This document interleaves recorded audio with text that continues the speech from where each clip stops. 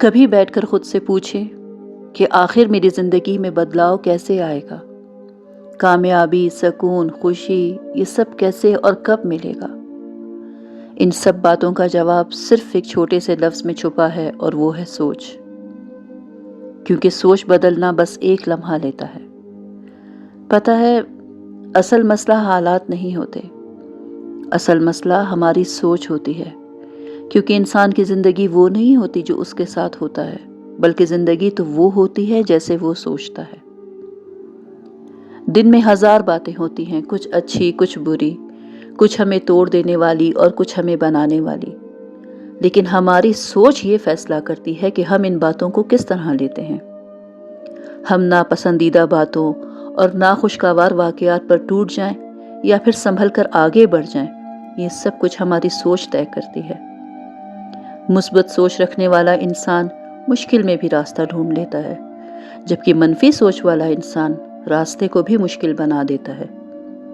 اور جس نے اپنے دل و دماغ کو مثبت سوچ سکھائی، اسے پھر کوئی ہلا نہیں سکتا۔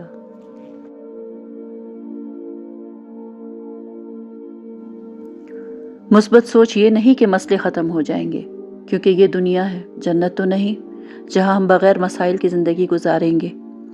مثبت سوچ یہ ہے کہ مسئلے تو ہوں گے، مگر میں حل ڈھونڈ لوں گا، گروں گا مگر ہار نہیں مانوں گا۔ جو ہے اس پر شکر گزاری، اور جو نہیں ہے اس پر صبر اور اس کے لیے دعا۔ یہ ہوتی ہے پازیٹیو تھنکنگ۔ اور جب یہ بات ہم سمجھ لیتے ہیں تو پھر ہماری زندگی بدل جاتی ہے۔ اب سوال یہ ہے کہ یہ مثبت سوچ آئے کہاں سے؟ بعض اوقات حالات، ماحول، ارد گرد کے لوگ، وقت، سب کچھ ہمارے مخالف ہوتا ہے۔ تو ایسے وقت میں پازیٹیو ہو کر سوچنا بہت مشکل ہو جاتا ہے۔ اس لیے آج کی ویڈیو میں آپ کو مثبت سوچ یعنی پازیٹیو تھنکنگ پیدا کرنے کے پریکٹیکل پوائنٹس بتاؤں گی، لیکن پہلے قرآن پڑھیں گے۔ تو چلیں شروع کرتے ہیں۔ اعوذ باللہ من الشیطان الرجیم، بسم اللہ الرحمن الرحیم، اللہم صلی وسلم علی نبینا محمد۔ السلام علیکم، امید ہے کہ آپ سب ایمان اور صحت کی بہترین حالت میں ہوں گے۔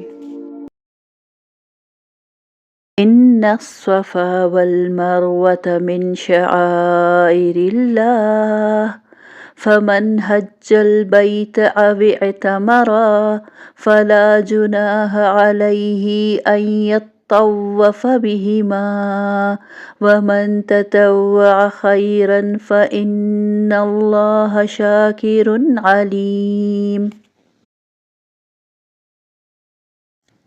بے شک صفا اور مروہ اللہ کی نشانیوں میں سے ہے، لہٰذا جو شخص بھی بیت اللہ کا حج کرے یا عمرہ کرے تو اس کے لیے اس بات میں کوئی گناہ نہیں ہے کہ وہ ان کے درمیان چکر لگائے، اور جو شخص خوشی سے کوئی بھلائی کا کام کرے تو اللہ یقیناً قدردان اور جاننے والا ہے۔ صفا اور مروہ دو پہاڑیاں ہیں، اور ان کی کہانی الحمدللہ آپ سب جانتے ہی ہوں گے کہ جب حضرت ابراہیم علیہ السلام اپنی اہلیہ یعنی حضرت حاجرہ کو اپنے دودھ پیتے بچے حضرت اسماعیل کے ساتھ چھوڑ گئے تو حضرت حاجرہ پانی کی تلاش میں ان پہاڑیوں کے درمیان دوڑی تھی۔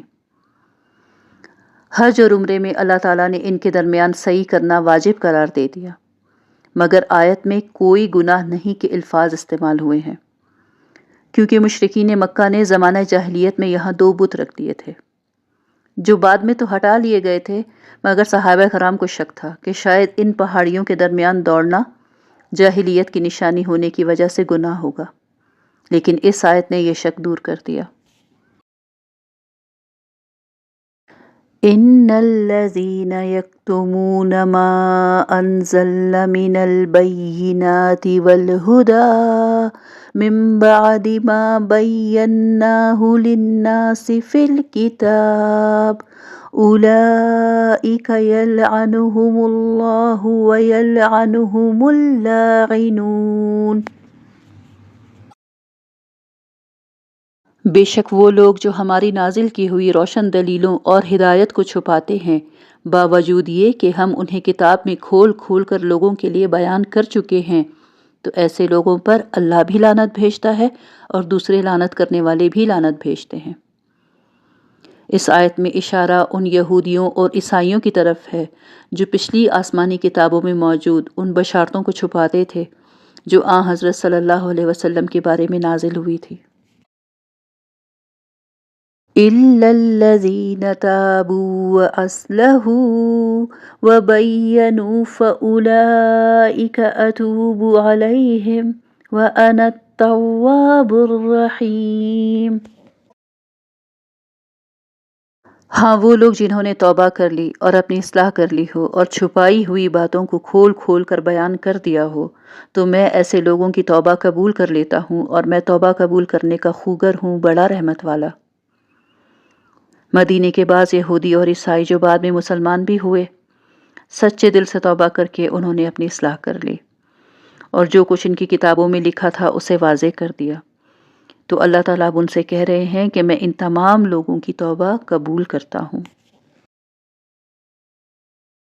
ان الذين كفروا وماتوا وهم كفار اولئك عليهم لعنة الله والملائكة والناس اجمعین۔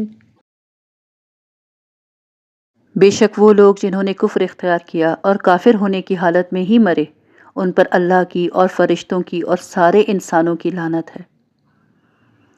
اب جنہوں نے سچی پکی توبہ کر کے اپنی اصلاح کر لی تو ان کی تو توبہ اللہ تعالیٰ نے قبول فرما لی، مگر جو اسی کفر کی حالت میں مر گئے تو پھر ان پر اللہ کی، اس کے فرشتوں کی اور تمام انسانوں کی لعنت بھیج دی گئی ہے۔ خالدین فیہا لا یخفف عنہم العذاب ولا ہم ینظرون۔ وہ ہمیشہ اسی پھٹکار میں رہیں گے، نہ ان پر سے عذاب کو ہلکا کیا جائے گا اور نہ ان کو مہلت دی جائے گی۔ اس آیت سے پتہ چلتا ہے کہ لعنت بھی بہت بڑا عذاب ہے، اور پھر کسی ایک انسان کی نہیں، اللہ کی، اس کے فرشتوں کی اور تمام انسانوں کی لعنت، یہ بہت بڑا عذاب ہے۔ تو اب بات کرتے ہیں ان پریکٹیکل ٹپس کی جو انسان میں مثبت سوچ پیدا کرتے ہیں۔ شکر گزاری کی عادت اپنائیں اور روزانہ 3 چیزیں ضرور لکھیں جن پر شکر ادا کر سکتے ہیں، کیونکہ شکر گزاری سے دل نرم اور ذہن مثبت رہتا ہے۔ منفی لوگوں سے حتی الامکان دور رہا کریں، کیونکہ جو لوگ ہمیشہ تنقید اور شکایت کرتے ہیں اور ہمیشہ ناراض رہتے ہیں، وہ آپ کے دماغ کو بھی آہستہ آہستہ زہریلا کر دیتے ہیں۔ اچھی باتیں پڑھا اور سنا کریں، جیسے موٹیویشنل ویڈیوز، اچھی کتابیں، قرآن کی تلاوت، یہ دل میں روشنی پیدا کرتی ہیں۔ خود سے بھی اچھی اچھی باتیں کیا کریں، جیسے کہ میں یہ کر سکتا ہوں یا کر سکتی ہوں، میں مضبوط ہوں، اللہ میرے ساتھ ہے۔ یہ جو سیلف ٹاک ہوتی ہے نا، یہ دماغ کی پروگرامنگ بدل دیتی ہے۔ مسئلے کو نہیں، اس کے حل پر سوچا کریں۔ ہر مشکل میں خود سے یہ سوال کیا کریں کہ اس مسئلے کا حل کیا ہوگا۔ دماغ اسی طرف کام کرنا شروع کر دیتا ہے۔ مثبت لوگوں کی صحبت میں بیٹھا کریں، کیونکہ پر امید انسان کی صحبت میں انسان خود بخود بہتر ہو جاتا ہے۔ کمپیریزن مت کیا کریں، اپنی زندگی کو کسی اور کے معیار پر مت پرکھیں، جہاں کھڑے ہیں وہیں سے آگے بڑھ جائیں۔ دعاؤں پر یقین رکھا کریں، کیونکہ جب دل میں یقین اور زبان پر دعا ہو تو حالات مثبت ہونے لگتے ہیں۔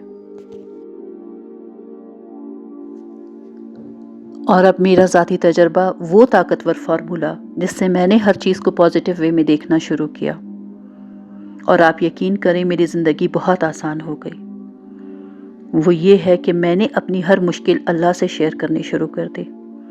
جب تک میں لوگوں سے باتیں کرتی تھی، اپنا دکھ سکھ شیئر کرتی تھی، تب تک یقین مانے بہت بے سکونی تھی، کیونکہ لوگ تو گھڑی 2 گھڑی کو سنتے ہیں، بعد میں کتراتے ہیں کہ اس کے پاس تو ہر وقت ہی رونا دھونا ہوتا ہے، یا بعض لوگ تو بہت مزے لے کر ساری کہانی سنتے ہیں اور پھر بعد میں تانے دیتے ہیں۔ مگر اللہ کی ذات وہ واحد ہستی ہے جسے میں نے کبھی بھی اپنے سے اکتایا ہوا محسوس نہیں کیا، اور نہ ہی وہ پلٹ کر کبھی تانا دیتا ہے، بلکہ وہ تو گلے لگا لیتا ہے، سنبھال لیتا ہے۔ اس لیے جب کبھی بھی حالات مشکل ہوں اور کوئی حل نظر نہ آئے تو آپ بھی جائے نماز پر بیٹھ جائیں اور اپنا دل خالی کر کے اور تمام مسئلے اپنے رب کے سپرد کر کے اٹھا کریں۔ صرف 1 مہینہ بس آپ یہ کر کے تو دیکھیں، آپ کی زندگی بھی آسان ہو جائے گی، بس آزمائش شرط ہے۔ تو آج سے اپنے آپ سے ایک وعدہ کریں کہ چاہے جو بھی ہو جائے، جیسے بھی حالات ہوں، آپ اپنی سوچ کو پازیٹیو رکھیں گے، کیونکہ اللہ نے ہر انسان کو اتنی طاقت دی ہے کہ وہ اپنے خیالات بدل کر خود اپنی تقدیر بھی بدل سکتا ہے۔